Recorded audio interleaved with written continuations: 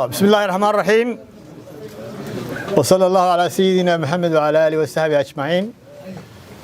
waxaan salaam u dirayaa dhammaan shacbiga Soomaaliland meel kasta oo ay joogaan iyo taageerayaasha xisbiga wadani walaalayaal sooyaal dheer bay soo gashay Soomaaliland halka ay maanta joogtay soo gaadho ay nabadda dhisato ay dimuqraadiyadda dhisato ay nidaamka doorashooyinka xorta ah hirgeliso waxa shacbiga Soomaaliland ka warhayay dhegtana u taagay kulankii 24 bisha ay hoggaanka axsaabta mucaaradka ah kula kulmeen Muuse Biixi kulankaas oo natiijadiisa ay shacbiga la wadaageen markii aanu ka soo baxnay labada gudoomiye labada xisbi mucaarid Faysal Ali Hussein iyo Xirsi Ali Xaaji Xasan kulankaas wuxuu ku soo dhamaaday safgarad la'aan iyo natiijo la'aan axsaabta mucaaridka ah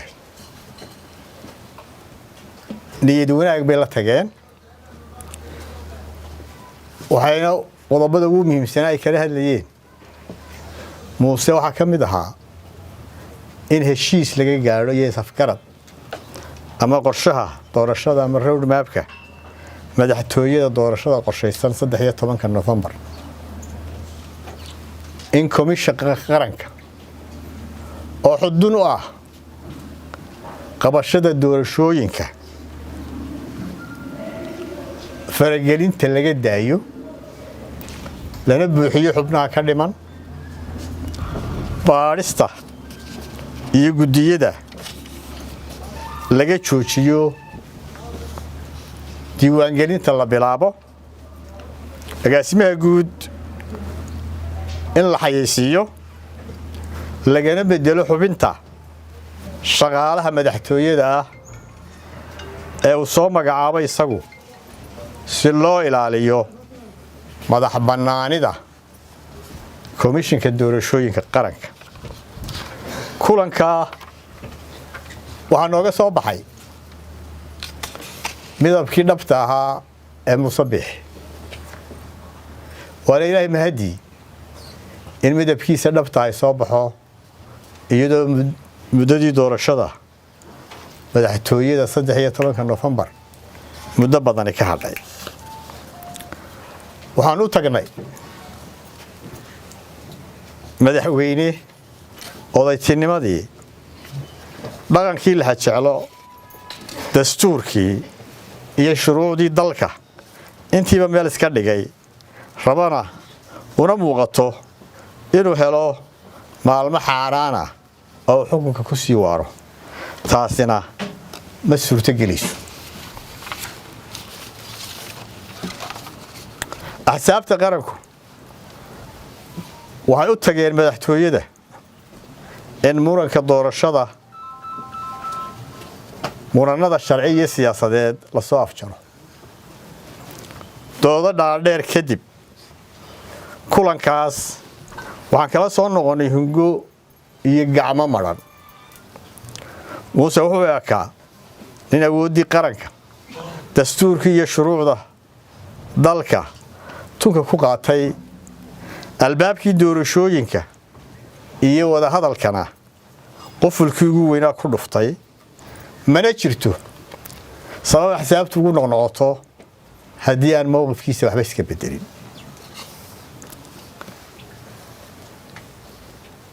waxaa noo muuqatay in Muuse nasakhay xididadana u siibay dastuurkii iyo xeerarka dhaqangalka ee dalka waxa uu leeyahay sidii aan doono baan ka yeelayaa doorashooyinka tii aan doono baan soo hormarinayaa tii aan doonana dib baan u dhigayaa anigoo eegin dastuur jideeyay ama xeer jideeyay waxa uu leeyahay axsaabta qaranka waan baabiinaya muddada jiritaankooda sharciga ahna ee 10 sano ahna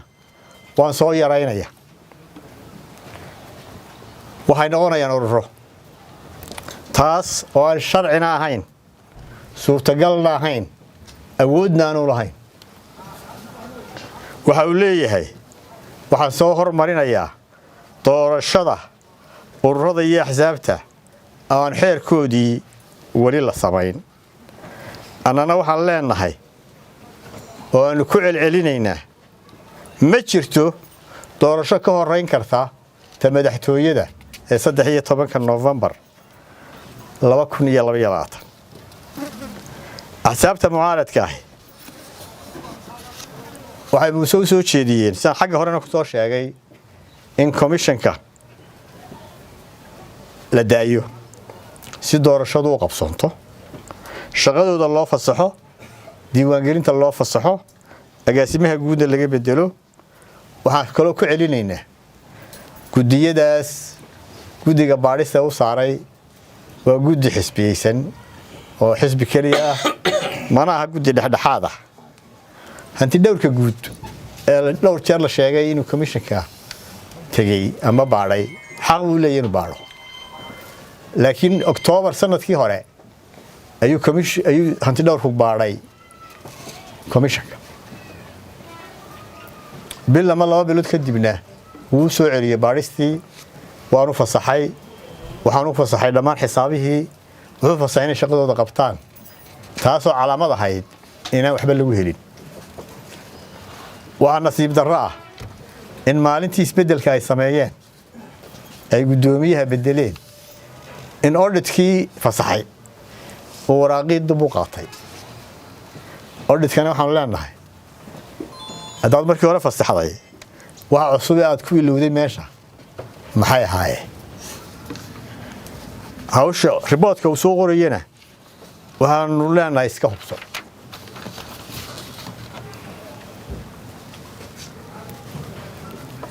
Muuse wuxuu leeyahay waa kororsanaya annaguna waxaanu leenahay xaq uma lihid inaad kororsato waa inaad doorashadii qabata haddii ay doorashadu 13 November qabsoomi weydana kuma aqoonsanin madaxweyne waxaad aragtaan madaxweynaha iyo wasiirkiisa daaqiliga iyo wasiirada kaleba iyagoo ku celcelinaya doorashada ta soo horeynaysa waqtiyada doorashada iyo kala sheegaya waxay og tahay in Muuse iyo wasiiradiisii inqilaabeen commissionkii shaqadii commissionkana iyagu hayaan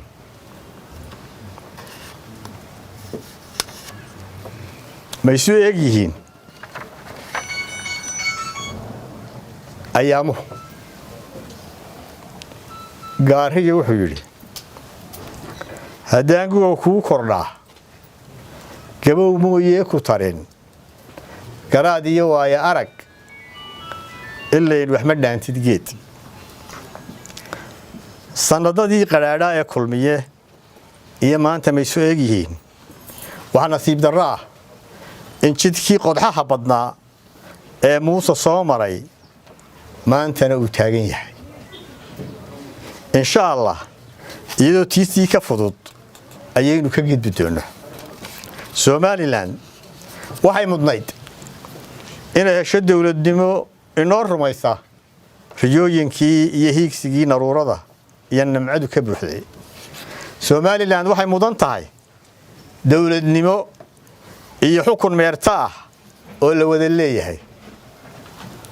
loo wada siman yahay in wada deeqa oo la isku faquuqin Somaliland ma mudna in qof kaliya ka dhigto shaar uu isagu tasho way ka weyn tahay Somaliland mana mudna inaan ogolaano inaynu qaadno jidkii dictatorkii halganka dheer lala galay aniga xisbigayga iyo shakhsi ahaantaydaba waxaan u taaganahay wada jirka midnimada wax wada lahaanshaha iyo horumarka Somaliland dad iyo dalba mana yihiin nin raba inuu kursiga ku fuulo tartan la'aan iyo jujuub waxaan si ahay nin sanduuqii tartanka doorashada loo diidan yahay oo le waraan tartanne sanduuqii noo dhig wakiilaan caga boorka wada gelinay xitaa boorka caga la wada geliyo ma ogola gacmaha waxaan leeyahay maadaama uu xisaabtiina ma baabiinaya sanduuqna dhigi maayo ninkuu yidhi sinaan mayno isna diidta rayntiisa waxaan in badan ka dignay in laga hortago marxaladan aan maanta soo gaadhnay ama marayno xisaabta mucaaradka ah golayaasha qaranka waraaq way qoreen muddo dheer ka hor oo xaaladda kaga digayeen soo socota ee maanta timi walaalayaal waxay soo dhaaftay xilligii indhaha laga qarsanayay godka madow ee Muuse Somaliland ku riday waxa laga maarmaan ah in nabadda iyo wada jirka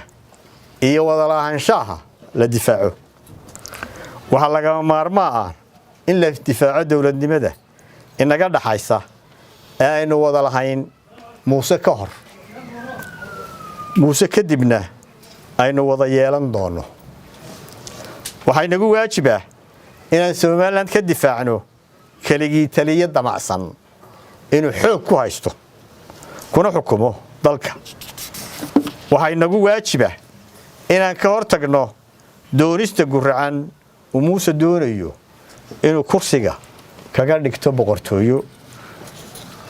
walaalayaal ummadaha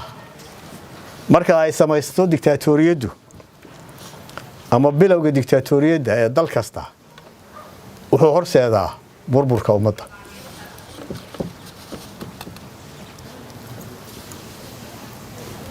waxaan xusayaa in xubnihii shalay la dhaariyay ee gudida ururada axsaabta iyo ururada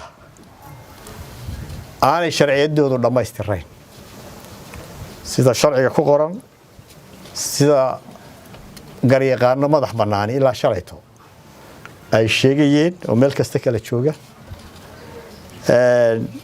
marka gudigu waxay ku dhammaystirmayaan marka soo dhammaystirmo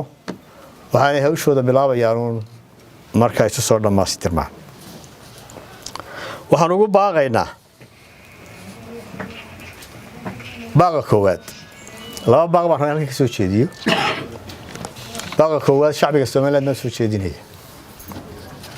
waxaan ugu baaqayaa qaybaha kala duwan ee shacabka gudo iyo dibad aqoonyahan madax dhaqameed ganacsatada haweenka dhalinyarada saxaafadda iyo qof kasta oo xilkas ah in meel looga soo wada jeesto badbaadinta nabadda wada jirka wax wada lahaanshaha qoriisu dhiibka talada iyo sidii loo heli lahaa Somaliland aynu wada difaacno aynu wada leenahay kuna soo celino xukuumadda jidkii doorashada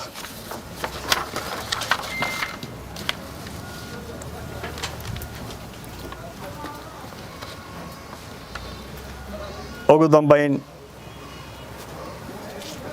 baaqayga labaad waxaan ka horeysiinayaa hadal almaani dhawida dhalinyarada anoo la hadlayaan ku yidhi dhalinyarada uguma maaqin inay hub soo qaataan ana hub ma sito madaxda xisbiguna hub ma sidato dhalinyaradana uguma maaqin inay hub soo qaataan laakiin waxaan ugu baaqnay in marka waxay xaq u leeyihiin ay fulinayaan ee dastuurku siiyay in haddii ciidanku si xaq darro ama sharci darro uu rasaas ugu furo ay isu dhigaan maantana waxaan leeyahay isu dhiga dhammaan shacbiga Soomaaliland waana nagu qori ma sidano ka soo riyadaynu eegi doonaa kaasina dambi buu la kulmi doonaa ku rida qof aan rasaas sidan oo hub sidan maalin baa la xukumi doonaa oo la qisaasi doonaa waxa dembi geystay walaalayaal baaqaan u jeedinayo taageerayaasha iyo cidda jecel nabadda iyo sharciyadda iyo doorashooyinka iyo nabadgelyada Somaliland gaar ahaan taageerayaasha xisbiga wadani meel kasta joogaan annagoo u marayna dariiqa sharciga ah si loogu soo dabaalo looguna soo celiyo Muuse iyo xukuumaddiisa dariiqii doorashooyinka ee uu ka leexday loona qabto doorashadii madaxtooyada 13 November waxaan taageerayaasha xisbiga wadani iyo dhammaan shacbiga Somaliland intooda nabadda iyo dimuqraadiyadda jecel ugu baaqaya inay u diyaar garoobaan inay muujiyaan dareenkooda annagoo u mari doona dariiqa dastuurka jamhuuriyadda Somaliland siiyay muwaadiniinta si Muuse iyo xukuumaddiisa sharciga loogu soo dabaalo u diyaar garoobaan shacbiga iyo taageerayaasha